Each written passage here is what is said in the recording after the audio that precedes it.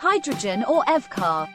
Choosing between a hydrogen car and an EV car depends on several factors, including personal preference, driving needs, and availability of infrastructure in your area. If you need a longer driving range or faster refueling time, a hydrogen car may be a better choice, as they typically have a longer range and can be refueled in just a few minutes, similar to a gasoline car.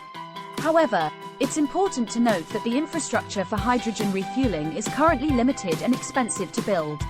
If you're looking for a more environmentally friendly option, an EV car may be a better choice, as they produce no emissions from the vehicle itself, and the availability of renewable energy sources like solar and wind power is growing, which can further reduce their environmental impact.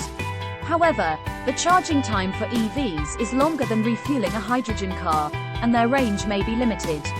Ultimately, the choice between a hydrogen car and an EV car depends on your individual needs and preferences, as well as the availability of infrastructure in your area.